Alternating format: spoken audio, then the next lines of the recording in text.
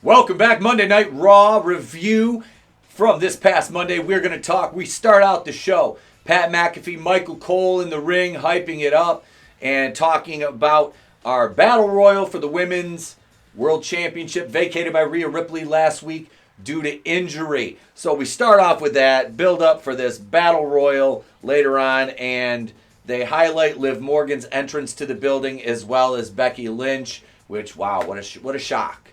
What a shock. These two are highlighted. Maybe a little bit of foreshadowing. You know, maybe if you're a fan, you can see the writing on the wall here. Let's get to the next segment, which is a promo. Main event, Jey Uso in the ring. He's hyping up his number one contendership, and Damian Priest comes in, interrupts him. They go back and forth, and there's a little reference made there to Jey's DUI, which I thought was kind of funny.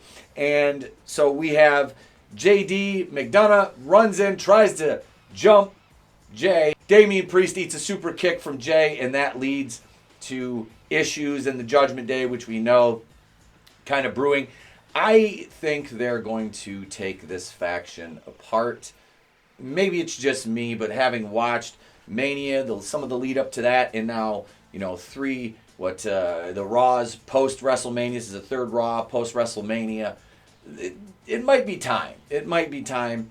But then again, a guy like Dominic Mysterio, he's gotten over. Rhea is over. And I kind of had to rescind some of my comments earlier on Dominic. But JD McDonough, this guy, I don't know where he fits in outside of this. He doesn't even really fit in this stable. But Damian Priest, you can tell he wants to stand on his own as champion. That's the way they're writing him.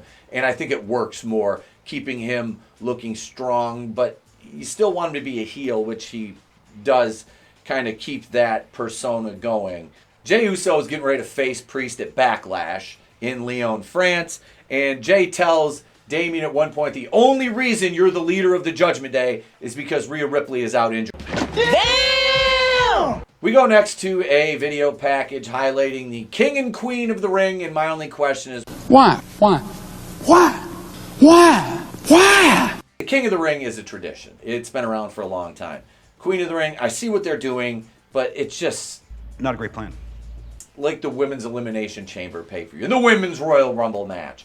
Look, I'm not saying that these things are all terrible ideas, but some of them are fucking terrible ideas. He's out of line, but he's right. Oh yeah, we have matches on Monday Night Raw as well. Our first match, World Tag Team Championship match, DIY, Tommaso Ciampa, Johnny Gargano versus Awesome Truth, The Miz and R-Truth, and this one goes pretty much how you thought it would go. You get you get a few falsies, get some really nice spots from Gargano and Ciampa, and R-Truth kicked out of the pedigree.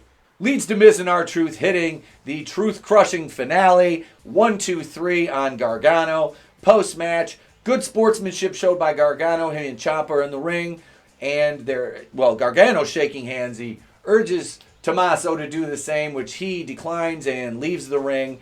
And I don't want to see dissension in the ranks of DIY. I like them as a tag team. I do think Tommaso Ciampa would have a little bit more success individually than Gargano. For now, keep them together as a tag team. WWE has had a problem with tag teams, is a lack thereof. And tag team wrestling is not as great as it once was. So, in being as that was my specialty, was tag team wrestling, I would love to see that division come back with more of a resurgence in quality, and both quantity of the number of teams and quality matches, quality feuds. We go backstage to a Judgment Day promo. JD McDonough apologizing profusely to Damian Priest. Dom walks up with Santos Escobar, says, hey, I'm sorry, I'm injured tonight. Candy's got his arm in a sling. Can't compete. But I got Santos Escobar to take my place. How about that? Damian Priest not happy about it.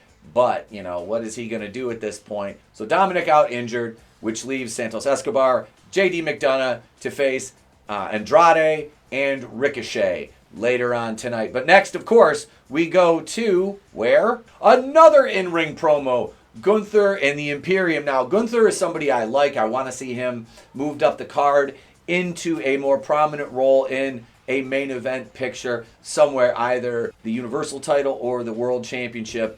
Either one of those will be great. Gunther is a bona fide star as a heel. Promo is going to lead to a tag match. Because New Day comes out, interrupts the promo, because of course they do. All kinds of corny New Day jokes. You can say what you want, but the New Day, I've never cared for the New Day. I really like Kofi Kingston. Xavier Woods and Big E, I feel sorry for him, the injury he took. I never disliked Big E, but as a stable, I just found them just meh.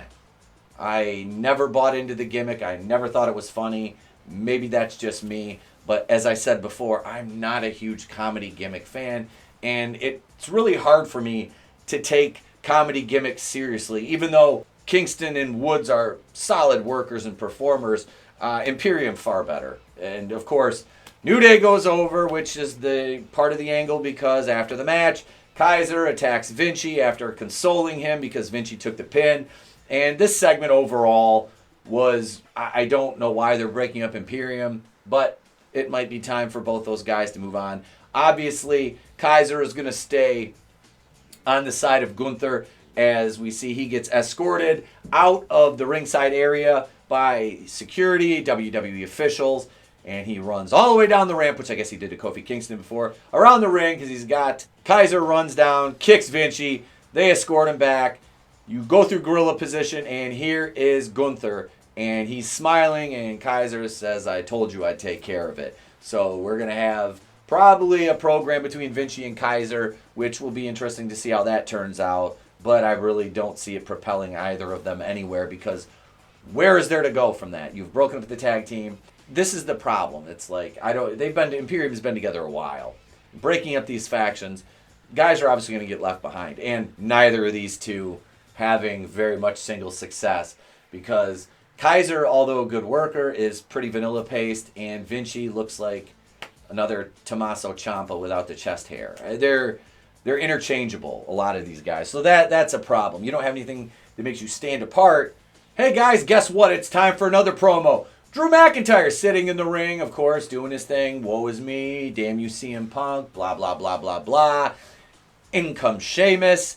And they go back and forth, fella, because they have a long history between them. And this leads to Sheamus versus Shinsuke Nakamura. And this match, yeah, it was a match. Sheamus carried it. Nakamura looks terrible. He looks terrible. I don't know how he has a job still. And that might seem harsh, but what has this guy done? Every time they build him up, he just gets pulled down again. They don't do anything with him. There's no payoff to anything. Sheamus goes over. Nakamura kicked out of a white noise. Sheamus, after a little more back and forth, he took a little heat. Ends up winning with a bro kick. There you go. Sheamus wins. Another feel-good moment. And it's time for another promo because we need another promo after 3 matches. Sami Zayn talking to Kathy Kelly about Chad Gable turning on him. And then in comes Bronson Reed, and he jumps Sami Zayn, beating him up. They have a little face-to-face first, but he jumps him. And this is where we get a Kenny Dykstra sighting. Chad Gable in the ring, Alpha Academy. He's got Tozawa, Otis, and Maxine Dupree. And he basically berates all of them. Just berates them. Chad Gable is going to make the Alpha Academy help him win the Intercontinental title, no matter what the cost is. And he gets booed and leaves the ring with all the charisma of a wet napkin. And then we go right into another tag match. We've got Andrade and Ricochet versus Santos Escobar and JD McDonough. How do you think this match goes? Ricochet and Andrade go over. Damian Priest comes down after the match, though, because they lost. Judgment Day lost, comes down, hits the South Side of Heaven choke slam, hits Razor's Edge, on Andrade and Ricochet, and he says, you need me, I don't need you, to McDonough and Dom, who's down at ringside too. So this was, obviously, they're setting up this Judgment Day, the issues, the inner turmoil within the faction. It's just going to lead to them breaking up. So this match was some decent spots. Pretty much everything we saw in this from Ricochet was what you get from Ricochet. Andrade's the same way. JD McDonough, meh, and Santos Escobar is just meh. I don't know. I don't care. And I don't care. I'm trying. I'm really trying to get invested in this. The only thing I do like is I like the angle with the Judgment Day, but just I don't care about JD McDonough. Like, I don't give a shit about Santos Escobar. Andrade, like, cool. I've seen your match 50 times because you do the same match every time you work a match in. Ricochet is the same way. It's just, hey, how many flips can I do? You know, I don't care. And I'm literally going to read from my notes in this one. I'm literally going to have my notes in this for the Battle Royal. This is hilarious. So we have Maxine Dupree eliminates Indy Hartwell and Candice LeRae. Candice LeRae obviously manages Indy Hartwell. And we come back from commercial, and we have Nia had put Becky through a table, the announce table ringside. Nia eliminates Zoe Stark and Shayna Baszler, and it's down to Liv Morgan, Becky, and Nia. Becky wins. Yay. Becky wins her 7th women's title, and everybody clapped. It's not a lie, if you believe it. So how do we get there? Liv and Becky worked together and got rid of Nia Jax, eliminated her, and then these two went at it, and of course the finish came outside the ropes on the apron when Becky hit a manhandle slam on Liv, and she fell off the apron, and then that was the match, and Becky celebrated in the crowd, and that was how Raw went off the air. My main takeaway from this show is the matches are very subpar. This women's title battle royal, we didn't even get to see half the people get eliminated. It's a clusterfuck. It was a clusterfuck, okay? The finish was, once Nia got eliminated, was there any doubt that they were going to put the belt on Becky Lynch as a way of saying thank you for wrestling Rhea and putting on that match at Mania with 101 degree fever and strep throat? No, absolutely not. There was no way. There was no one else they were going to make their transitional champion in between Rhea leaving and when she comes back. Now, whether they hotshot the title around in that time remains to be seen. Clusterfuck match. You should have just made it a triple threat between the Holstein and Becky and Liv. That would have been much more. You would have been able to focus your energy more, other than, hey, look, here's a bunch of women that have no chance in hell of winning this match, but we want to insult your intelligence, and we'll just throw them in the ring anyway. I'm sorry, that was as bad as Ivy Nile working Rhea Ripley for the women's title. Like, was there any suspension of disbelief? And I say this as somebody who, I like Ivy Nile. I think Ivy Nile has a great upside, but she's teeny tiny. No matter how much muscle she has, she's teeny tiny. So that match, it just looked funny because Rhea's so much bigger than her. And it was much the same in this match. I mean, if I have to give the show a thumbs up or a thumbs down.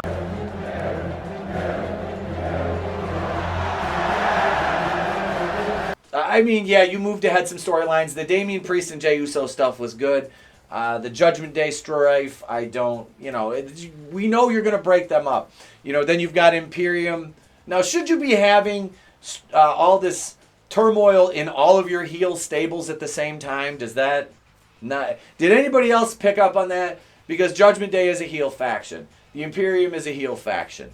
So all your heel factions at the same time are breaking up or having problems. It doesn't seem like good storytelling to me, but what the fuck do I know? I'm just some idiot with a webcam sitting here talking to you guys. So, like I said, show overall, thumbs down. Really decent segments, but I mean, let me go back here and I'll consult the official Place to Be Reviews notes. And match 1, Gargano and Ciampa versus Awesome Truth for the World Tag Titles. Probably the best match. That was match of the night right there. Because, match 2, New Day versus Imperium. And then Nakamura and Sheamus. Andrade and Ricochet versus Judgment Day. And then the Battle Royal for the Women's Championship. Yeah, the opener, you have Awesome Truth versus Gargano and Ciampa. Your World Tag Team titles are curtain jerking. You're a dumbass. Probably best match of the night, though, so not a problem putting them on first. That's it, folks. That's all I have for today. Not a great show. Wasn't really. I was on my phone. I was taking notes and I had to rewind some segments, and that hurt my brain to do that. So I hope SmackDown is better. SmackDown has been better the last 2 weeks post-WrestleMania, so I see that trend continuing. And as I talk to people who've been watching steady for years now, which, like I said, because I've fallen off and I'm just now coming back to watching the TV product, and as I watch Raw, I'm asking myself why. They said SmackDown has been the A show for the last couple of years, and I can see why now. Because Raw is just... There's good talent there, and there's potential, but why it's booked the way it is, I don't know. If this is the new era, oh boy, I can't wait. Leave your thoughts in the comments. Subscribe if you haven't. Join as a channel member if you want to. If not, subscribe again. It's free. It always will be. I'm Etep from the Place to Be Reviews. I've been here with all these fun. I don't see you. Have a great day. A pleasant tomorrow. We will catch you on the next one.